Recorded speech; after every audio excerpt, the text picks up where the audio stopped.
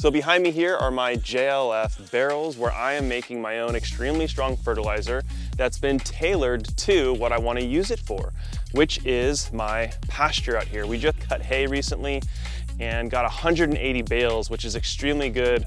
And it's showing that my field is improving over time from last year's fertilizers and Korean natural farming inputs and the rotational grazing that I'm doing with my sheep. And I was able to disperse all of that fertilizer with a brand new thing that I came up with, which is a gravity-fed IBC tote system that I just pull behind my truck.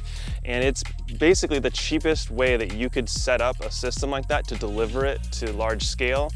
And I'll be showing you guys how I build that in the next episode that'll come out on this channel, so be sure to subscribe and hit the notification bell so you can find out when it comes out.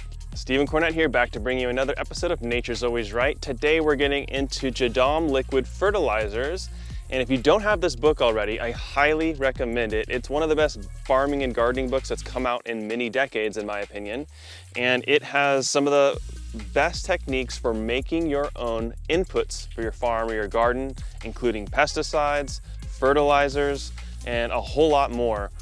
So check it out down in the description. I'm also going to be showing you guys a really great tool if you want to make your own fertilizers, a way to measure the strength of it, and this is the Bluelab Truncheon. Check that out in the description as well, and I'll show you guys how to use it in a little bit. In these barrels, I just have water, plant material, animal manures, leaf mold soil, and other things that I might want to add, which we're going to get into. Making JLF is extremely easy, and what you want to think about is what are you feeding, what plants? And you need to feed them materials that will have nutrients that those plants really require and need. Now, you can just think about a base fertilizer, of course, as NPK, nitrogen, phosphorus, and potassium, but we can go a lot further with that. So Master Young-Sung Cho in his JADAM book talks about feeding like plants to like plants. So if you wanted to feed your tomatoes at the end of the tomato season, take all of that crop residue, rotten tomatoes, and throw that into a barrel, and that'll be your tomato food for the next season. For my field, what did I collect? I collected my animal bedding from sheep and my chickens, and that went along with the straw and hay that they pooped into, right? Those are the things that will feed my grass extremely well. So depending on what you want to grow, you can actually tailor your fertilizers to what you want to grow. And there's a lot of different examples in the JADAM book that Master Young-Sung Cho goes over and explains in detail. So last year I did a soil test and saturated paste test, and we went over that with Brian Meisenbacher here on the channel. So check that video out if you want to go more in depth onto all that and how we can apply natural farming to that. So I tailored my main fertilizer this year based on that soil test. So I was low in sulfur, calcium was not very available, magnesium, and some other different nutrients. So I tailored it to that to try to help bring those nutrients up, and we're going to do another soil test this year and see if it actually improved it. So let's go over the JLF that I made for my field in a little bit more detail. So one of the big things I added was wood ash. I burned a bunch of different fires. I created this huge silvopasture area, so I had a lot of tree material that I burned, made biochar, and a lot of ash. So that was one of the main things that went in here. Ash has phosphorus, calcium, it has potassium. One thing I really love about JLF is I can take the leftovers from all of my Korean natural farming inputs. So my FPJ leftover material, if I'm not gonna make a vinegar, I'll throw that in here. If I make a vinegar after I take that material out, I throw that in here. I made fish amino acids, so the leftover fish parts went in here. An IMO collection or two that wasn't the best, so the parts of the rice that I didn't really like, I threw that in here as more extra inoculant. Extra like rotted sweet potatoes that I grew in here, carrots that I threw in here. I saved up a bunch of banana peels for potassium, I threw that in here. So you're starting to get the idea, I think, at this point that you can really make anything that your heart desires, and you just need to find the right materials, and hopefully they're free materials as well. And that's why Young-Sung created JADAM, is that you could do this anywhere in the world for extremely low cost. So like in Korean natural farming, you need brown sugar and vinegar to make a lot of the inputs. So he came up with this method to eliminate that stuff So it's very, very cool. So I really recommend that you learn more about it, get the book, and start studying and practicing it, because more and more things will get expensive in our world, especially farming inputs like fertilizers and all of this. So if you're a farmer, you need to learn some of these techniques to try to take your farming to the next level and save yourself some money, so that you don't have to buy as much compost or buy as much fertilizers. You can supplement it with some of the things that you're making on your own. And you can, of course, drip these into an irrigation system. All of the JLFs, this is all soil drenched stuff. This isn't stuff that you're spraying onto your leaves. Okay, this is an anaerobic process, obviously. So actually all of the nutrients are trapped within the water. In a composting system, you guys know that the pile shrinks considerably. Those are nutrients that are off-gassing into the atmosphere and we're losing them. Now, compost, of course, is one of the best things you can use in your garden or farm, but that's something really special about JLF, is that you're actually trapping it. The pH will, with the leaf mold soil, those microbes working, it will end up being around 7.0 or neutral, so there's no real concern about acidifying your soil or something like that. We're also diluting this to a very high level, so 30 to 100 times dilution. What I just put out on my field, I diluted about 5 times, and I did that based upon the Bluelab Truncheon. And I learned how to use this thing from my friend Marco, Microbes by Marco on Instagram. He's got a bunch of great videos on how he uses this. I went for about a 2.0 EC, and this is just essentially measuring the electrical current that can go through the salts that are in the water. So do we know exactly what nutrients are in this water? No, it can't measure that. But for 70, 80 bucks, you can know the strength of your fertilizer and dilute it accordingly. We're gonna put this in the barrel and check, but if I got it off the charts 6, I just keep adding water until I get it to the number I want, which around a 2.0 Marco recommends for seedlings, between a 2 and a 3, somewhere in there. You're still gonna have to play with it a little bit, but if you do a 2.0 EC and water that in, you're not going to burn your plants. But if you want to boost it and go a little bit stronger, maybe you have some adult plants with really good root systems, you can make it a stronger fertilizer and water that in. And that just comes with experience and experimenting with all of this stuff a little bit more, but that's a great tip for you to get started. So where do you want to make these? Well, I did it right near my field, and you want to have your JLFs in the environment where you're going to use them. They can be in the sun, and these were in the sun in the middle of summer. That's totally fine.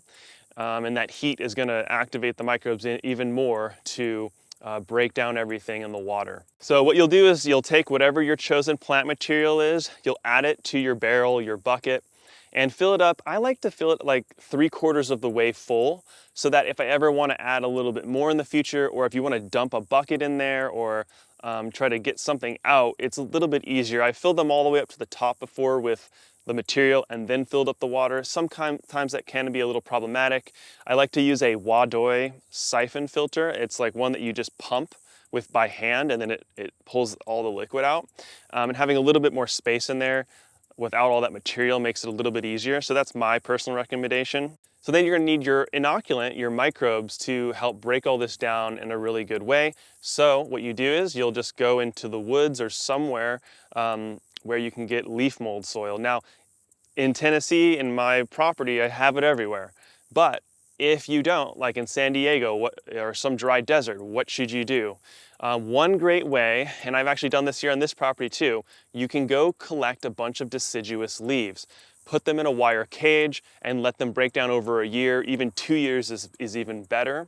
That's amazing leaf mold soil. Another way that you could do it, that Youngsong describes in his book, would just be to cut a bunch of grass, put a thick layer of grass over the top of the sandier soil, allow that to break down, and then that really thin top inch will have some of those microbes that you're looking for, and you can collect up some of that. If you don't have that, then use a very good compost, vermicompost. An IMO 1 collection could go in there. Anywhere that you can get good, not only aerobic, but there will be facultative microbes, there'll be lacto and yeast and all of that. And that's what's gonna ferment anaerobically inside of these bins. So I have a big rainwater collection system here that just comes off my barn. And this is another smart thing to do. You can just collect a bunch of rainwater, and then you have all your JLF here so that you can do your dilutions or fill up your buckets initially. So to use this thing, you just put it into whatever your water is and it reads automatically. So we're at a 5, yeah, beyond a 6, which is what I expected because I already had some very strong material in here already, and then I just added a bunch of strong poultry manure. I'm gonna let this age for probably till next year. For my final JLF of the year, I'll probably use one of these barrels and do it's sheep, chicken, and grass JLF as a final boost for my grass growth. So then all you have to do is just rinse it off, and then it's ready to use again. That's what I really like about this thing is it's just extremely easy to use, easy to clean, it's maintenance free, and this is something that's used in the hydroponic industry.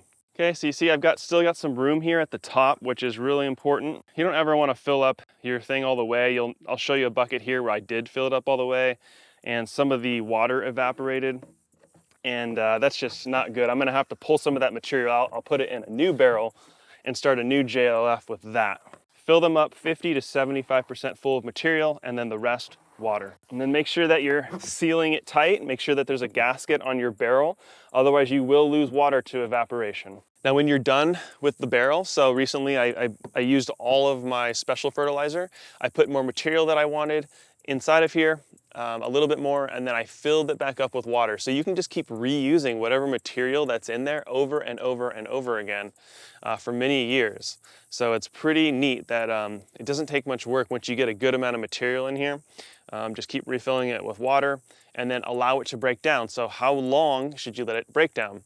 Well, if you can let it break down for a year, that's the best because those nutrients like the nitrogen and all of that will be much more easily absorbable and the strength of it will be much, much higher. So if you have a year-old JLF, then you want to shoot more for that 30 to 100 times dilution. Now you can just do a 7-day JLF, and if the water turns brown and you can tell that things have dissolved in there, you can go ahead and use that. It'll be much weaker and the nutrients won't be as absorbable. But if you need something quick, you can go ahead and do that.